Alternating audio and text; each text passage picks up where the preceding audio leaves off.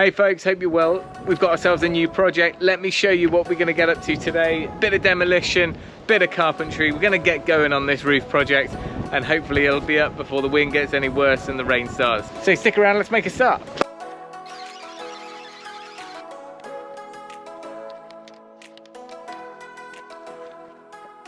It's a bit of a miserable autumnal day, but it's time to get stuck into a pretty miserable autumnal job, which is mucking out and clearing out this area. And this project, or this video, is very much the start of a new project. We're going to be putting the roof back on this building. You can see there's some walls and a load of broken roof sheets in the yard beside, but not much of a roof. So we've got to put it back on. All the timber's here, all the roof sheets here, and I'm here. So first job is a bit of a clear up. We're going to be clearing out everything so that when any rubble and stuff falls down, it's easy enough to clear out and keep clean. And then I'm going to start cutting down all the blocks to put our wall plate on.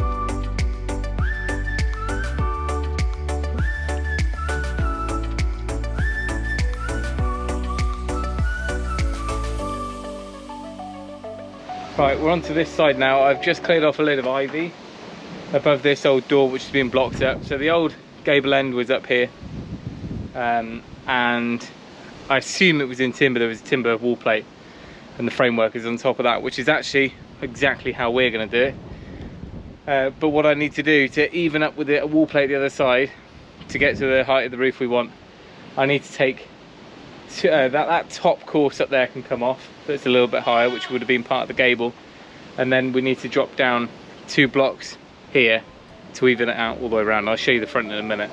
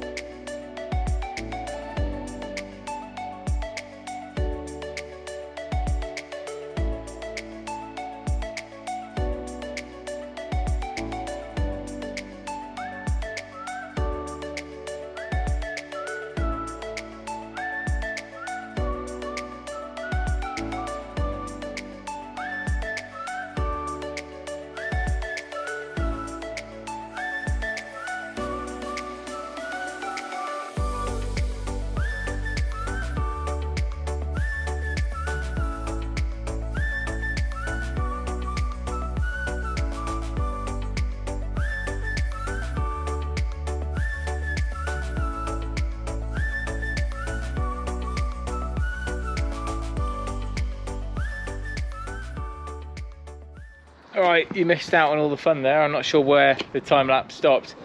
You can see I've taken 2 quarters off the front here. The reason for that is the roof needs to come back down to the same point.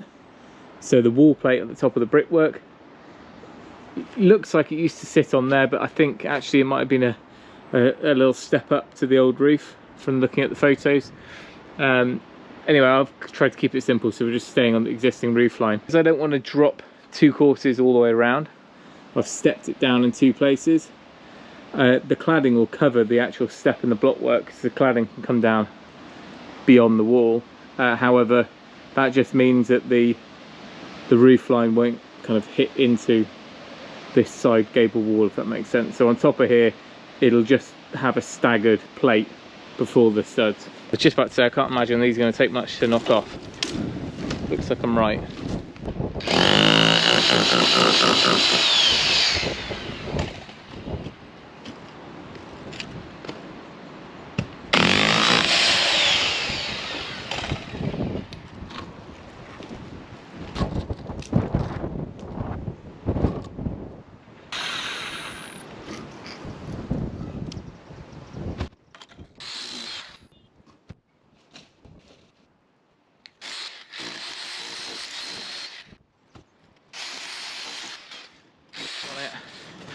Rain's just started, but it's all good.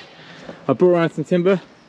This is the timber we're going to be using for our wall plate, and I've designed it in such a way, or thought things out in such a way, that I think we can get away with using this rather than using treated. But one thing I wanted to just show, obviously this is just a farm outbuilding, so it's not really the same as a domestic construction, but you may just be able to, this is a piece of treated CLS or CLS type timber, so I think these are about 145, but you can see there the grain's pretty slow. This is C24, so it should be fairly decent, but the the grain's pretty fast grown.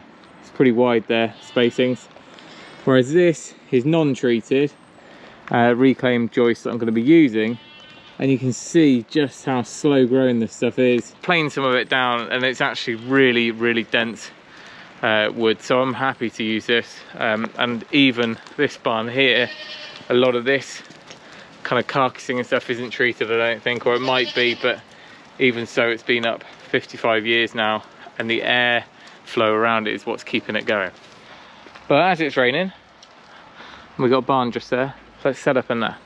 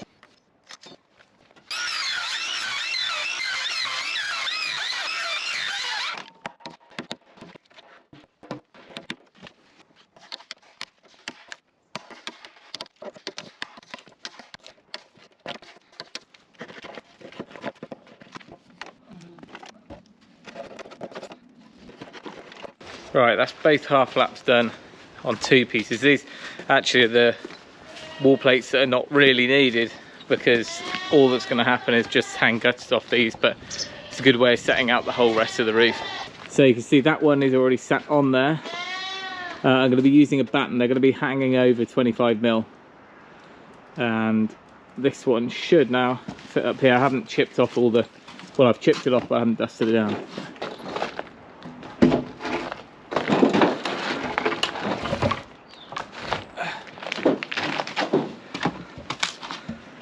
Oh, I think I just need to take another little slice out of here But apart from that, I think that's fine. You can go slightly thicker with these, but of course we're using what we've got. And I think once they're fitted down, they're okay. Maybe I'll just run a plane over just to tidy up.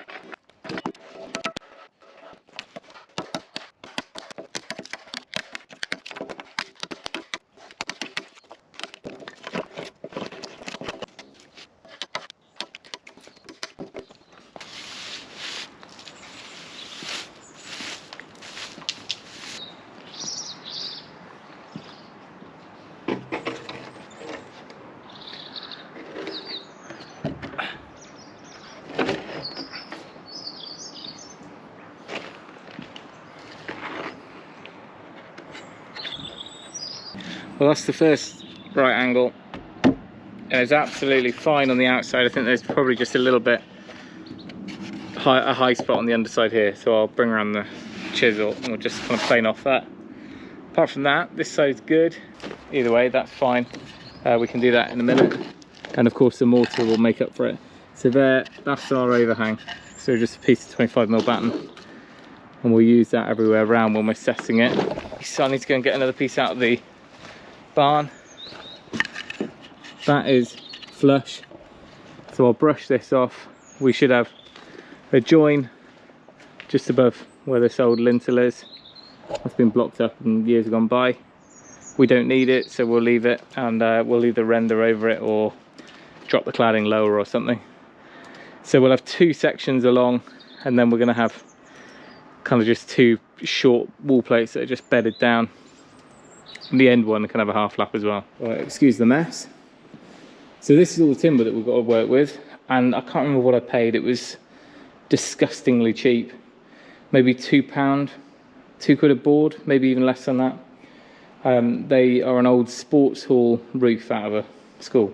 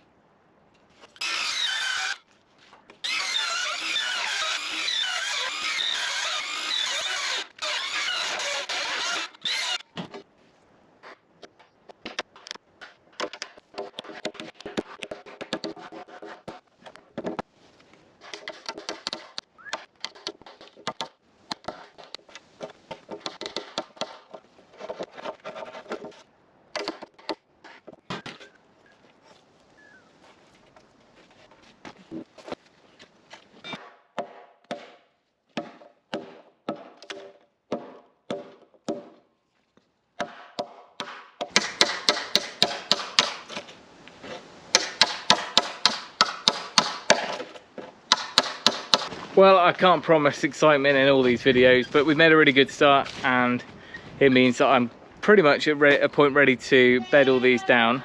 We are going to be getting these sat on a bed of mortar. I'll level them all up, and then I'm going to tackle that gable over there in the next video, which will be my job on Thursday. So ideally I only can knock off all those boards back down to that block work below. Unfortunately, it's all a bit, I think someone's spirit level was broken that day, so I don't know if I'm going to knock it down and just do a timber wall there, or whether I just work with it. I'll probably leave it in place, build a gable on top of it, and then we know that we've got a really nice level, plumb, flat, whatever surface to work with. So the next job for me is going to be to obviously get these bedded down, but the wall over there, which we will take a look at in more detail in the next video, you can see that the top section is boarded, bottom section is blocked. I'm not sure those blocks are going to be here long term, which is why I'm a little bit hesitant building off it. They're strong enough, it's just they're really wonky. I mean, someone's spirit level was broken that day. So whether I knock them down and rebuild in timber, I don't know. I think I'll leave them, build the gable up on top of them, and then if needs be, we can always remedy stuff below them. It's a fairly lightweight roof. I can put some acros under if it ever happened, but you know, I'm talking 10 years at least before we do anything remotely long term with these buildings. So I just need a roof on it. Good thing is the main structure, someone's spirit level was working, because these are actually really neatly built, way better than I would do anyway. So these are 6-inch blocks, solid, absolutely no problem with these. Yeah, definitely built to last. They've been here, I guess, 50 years, probably similar to the barn there. This will patch in, either clad over it or render it, but the only little crack is there, kind of halfway along, but nothing really to worry about. And then the other thing I might do is reface that front end with some brickwork, but that can be for another project for another year. And then we'll be almost ready then to run the string lines across and start trying to level everything up. Now there may be tips and techniques for you guys to share with me here, but my plan is to go up to that ridge over there, or that pitched roof. I'm going to measure down the height of our purlins, which in our case I think are 200 mil, but I will check. I might even just get a piece of scrap and fix it to that roof, onto that cladding, and then I'm going to run a laser level across from the underside of that piece of timber. So basically the whole of that roof I need to come down 200 mil, and then over this side I'll run a stick, a batten up to that point and bring string lines down to my wall plates. That means I've basically got a skeleton of string mapping out, and I can build my stud wall gables up to that string line. That's kind of what I'm thinking, at least. There'll be a bit of propping and stuff to start with, but once it's up it should be nice and strong, and I can always brace stuff across to other buildings. So there is no ridge board like on a cut roof. That's the only difference. We'll basically end up with just 2 gables, a bit like, you know, a house, I guess, and it's all going to be purlins. But let me show you the purlins. While I'm at it, the hoodies, we're sending off the first batch of hoodies this week, so if you want to get hold of the new design of hoodies, we will put a link down in the description. There's different colours, different sizes, and we're using a local company to make all those up for us, so head on down. And also the calendars, it's all going on. Okay, so I actually ordered these, bizarrely, to build bridges with, but it turns out they are exactly what we need for the building, so I went ahead and ordered more. They're not small. The good thing is I bought them nearly a year ago, or 6 months ago, so they've been in the dry, they've been moved over here, but you know, they are really dry now, and they're pretty decent quality. They're C24, but they seem nice slow growing stuff. So there's 7 of them over here, and I've just ordered 4 more. So these are 200 mil by 75 mil, and they're 6.5 or 7 meters long. Even our builder's merchant struggled fitting them on their truck bed, but they got them here. The others are over there. So the idea is that we're going to have a clear span of 6.3 meters. Is that right? It's not quite a 20-foot span. Some of these buildings, portal frames and that, will go 20 foot. You know, cow sheds and straw barns and stuff. Normally it's a bit less than that, but the walls are where they are, and if I can avoid having any kind of pillar or post and beam or anything in the middle, then that's a huge benefit. So I think these should be fine. We'll make sure if there's any slight crown in them, we'll put them upright, you know, with the crown up, so they settle down. They're not wet. They well, the ones out there might be, but they're nice and dry. So I'm really hoping that should hold up. And it's also a very lightweight roof. It's not fibre cement or anything like that. It's just 0.7 mil steel roof, and it should go together pretty easy. But roofing is for another day. But at least you know the plan of action now. The purlins will sit on the stud wall gables, but I'll be using some metal cleats, which is what you normally use in a barn. Either they're welded or bolted on, just kind of quite thick plate angle. We'll bolt those in. The purlins will sit on the top of the gable, be bolted in, and then the roof sheets can slide on. Happy days. Meantime, if you want to check out what I've been up to when I haven't been messing around working out roofs, I haven't been lazy, I've been getting on with it. So the fencing's been going in, and I've just finished the first 350 meters, I think it is, run. So I'm ready to move on to the next stage. But if you want to check out those videos, they should be by now up on the DIY farm channel. And again, there's always a link down in the description to there. So there we go. I'll leave it there. Thank you all for watching. If you've got any tips on the next stage of this, then let me know. Other than that, remember, if you can, do it yourself, and we'll see you next time.